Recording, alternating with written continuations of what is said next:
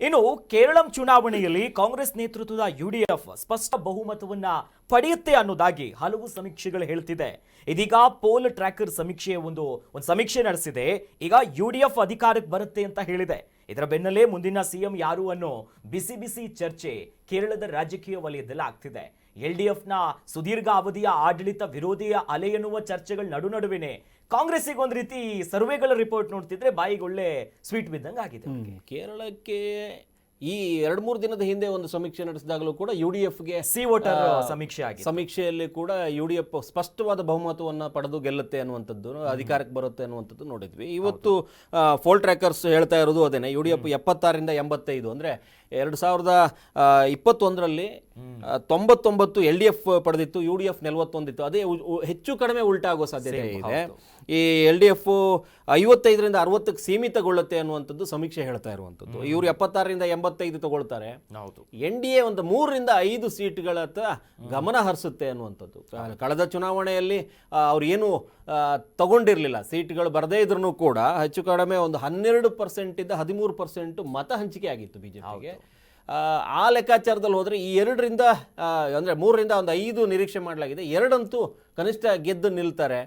ಚುನಾವಣೆಯ ಕಣದಲ್ಲಿ ಮತ ಹಂಚಿಕೆ ವಿಚಾರದಲ್ಲಿ ಬಿಜೆಪಿ ನೆಲೆಯೂರುವ ಸಾಧ್ಯತೆ ಈ ಚುನಾವಣೆ ತೋರಿಸುತ್ತೆ ಅನ್ನುವಂಥದ್ದು. UDFಗೆ ಮತ್ತು LDFಗೆ ನಾವು ಜಾತ್ಯತೀತರು ಅನ್ನುವಂಥ ತೋರಿಸ್ಕೊಳ್ಳೋ ನಿಟ್ಟಿನಲ್ಲಿ ಇಬ್ಬರ ಗಲಾಟೆ ಮತ ಹಂಚಿಕೆ ವಿಚಾರದಲ್ಲಿ ಬಿಜೆಪಿ ಲಾಭ ಆಗೋ ಸಾಧ್ಯತೆ ಇದೆ. ಯಾಕಂದರೆ UDFನ ಜಮಾತ್ ಜೊತೆ ಹೊಂದಿಸಿ ಮಾತಾಡಲಾಗುತ್ತೆ. ಜಮಾತಿ ಮುಸ್ಲಿಂ ಆ ಲೀಗ್ ಏನಿದೆ ಅವರ ಜೊತೆಗೆ ಇವರು ಹೊಂದಾಣಿಕೆ ಮಾಡ್ಕೊಳ್ತಾರೆ ಅನ್ನುವಂಥ ವಾದ LDF ಮುಂದಿಟ್ರೆ, LDF ಮೇಲ್ಗಡೆ ಇವರು ಕೋಮುವಾದಿಗಳು ಅಂತ UDF ಮುಂದಿಡುತ್ತೆ. ಸೊ ಇದೆಲ್ಲ ನೋಡ್ತಾ ಇದ್ರೆ ಬಿಜೆಪಿಗೆ ಒಂದಷ್ಟು ಹಂಚಿಕೆ ಆಗುತ್ತೆ, ಸೀಟ್ಗಳು ಬರದೇ ಇರ್ಬೋದು. ಮುಂದಿನ ದಿನಗಳಲ್ಲಿ ಲಾಭದ ನಿರೀಕ್ಷೆಯನ್ನು ಇಟ್ಕೊಳ್ತಾ ಈ ಚುನಾವಣೆ ಎದುರಿಸ್ತಾ ಇರೋದು ಬಿಜೆಪಿ. UDFಗೆ ಸ್ಪಷ್ಟ ಬಹುಮತ ಬರಬಹುದು. ಕಾರಣ ಏನು ಅಂತಂದ್ರೆ 2 ಬಾರಿ ಇವರು ಆಡಳಿತ ನಡೆಸಿರುವಂತ LDF ಒಂದಷ್ಟು ಆರೋಪಗಳನ್ನ ಹೊತ್ತಿದೆ. ಆಡಳಿತ ವಿರೋಧಿ ಅಲೆ ಇವ್ರ ಮೇಲಿದೆ. ಈ ಅಯ್ಯಪ್ಪ ಸ್ವಾಮಿ ಚಿನ್ನದ ಕಳವಿನ ಶಬರಿಮಲೆ ಪ್ರಕರಣ, ಆಮೇಲೆ ಅವರ ಮಗಳ ಮೇಲೆ ವೀಣಾ ವಿಜಯನ್ ಮೇಲೆ ಇರುವಂಥ ಅದು ಖಾಸಗಿ ಕಂಪನಿ ಜೊತೆಗೆ ಇವರ IT ಕಂಪನಿ ಏನೋ ಹೊಂದಾಣಿಕೆ ಮಾಡಿಕೊಂಡಿತ್ತು. 1.70 ಕೋಟಿ ಏನೋ, ಅಂದರೆ ಯಾವುದೇ ಸೇವೆಯನ್ನು ತಗೊಳ್ಳದೇನೆ ಆ ಸಂಸ್ಥೆ ಇವರ ಸಂಸ್ಥೆಗೆ 1,70,00,000 ಏನೋ ಹಾಕಿತ್ತು ಅನ್ನುವಂಥದ್ದು ನಿಟ್ಟಿನಲ್ಲಿ ಇಡಿ ವಿಚಾರಣೆ ನಡೀತು. ಇವೆಲ್ಲ ನೋಡಿದ್ರೆ ಈ ಆರೋಪಗಳು ಭ್ರಷ್ಟಾಚಾರದ ಆರೋಪ ಬೇರೆ ಇರುವಂಥದ್ದು. ಇವೆಲ್ಲ ನೋಡಿದ್ರೆ ಆಡಳಿತ ವಿರೋಧಿ ಅಲೆ LDFನ ಕುಗ್ಗಿಸುತ್ತಾ ಈ ಚುನಾವಣೆ.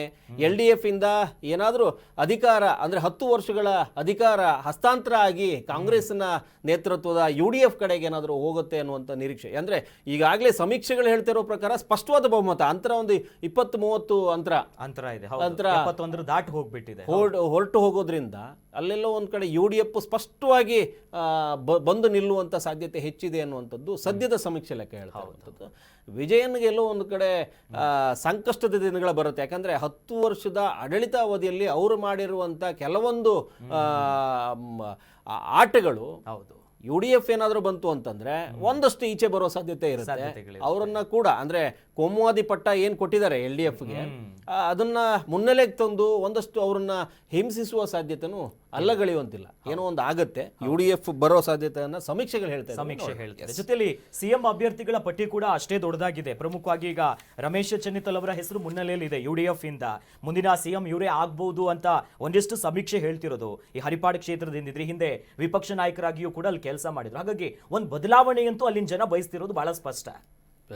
ರಮೇಶ್ ಅವರ ಹೆಸರಿದೆ, ಸತೀಶ್ ಅವರ ಹೆಸರಿದೆ, ಶಶಿ ತರೂರ್ ಹೆಸರಿಗೂ ಕೂಡ ಒಂದಷ್ಟು ಮತಗಳ ಬಿದ್ದಿರುವಂಥದ್ದು ಅಂದರೆ ಸಮೀಕ್ಷೆಯಲ್ಲಿ. ರಮೇಶ್ ಅವರಿಗೆ UDF ಬಂದಲ್ಲಿ ಹೆಚ್ಚಿನ ಅವಕಾಶ ಇರುವಂಥದ್ದು ರಮೇಶ್ ಅವರಿಗೆ. ಹಾಗಾಗಿ ಯಾಕಂದ್ರೆ ಅವರು ಸರ್ಕಾರವನ್ನು ತಿವಿತಾ ಬಂದಿದ್ದು, ವಿಜಯನ್ ಅವ್ರ ಕಡೆ ಅವರು ಬ್ಯಾಟ್ ಬೀಸಿರುವಂಥದ್ದು ಅಂದರೆ ತಿವಿತಾ ಬಂದಿರುವಂಥದ್ದು ನೋಡಿದ್ರೆ ರಮೇಶ್ ಅವರು ಸ್ಪಷ್ಟವಾಗಿ ಮುಖ್ಯಮಂತ್ರಿ ಸ್ಥಾನದ ಆಕಾಂಕ್ಷಿನೂ ಕೂಡ ಹೌದು, ಮತ್ತೆ ಪ್ರಬಲ ಅಭ್ಯರ್ಥಿಯಾಗಿ ನಿಂತ್ಕೋತಾರೆ. ಚುನಾವಣೋತ್ತರದಲ್ಲಿ ಏನು ಫಲಿತಾಂಶದ ನಂತರದಲ್ಲಿ ಈ ರಮೇಶ್ಗೆ ಸಿಎಂ ಭಾಗ್ಯ ಲಭಿಸೋ ಸಾಧ್ಯತೆ ಹೆಚ್ಚಾಗಿ. ಕರ್ನಾಟಕ ನ್ಯೂಸ್ ಬೀಟ್ ಫಾಲೋ ಮಾಡಿ, ಸಬ್ಸ್ಕ್ರೈಬ್ ಮಾಡಿ.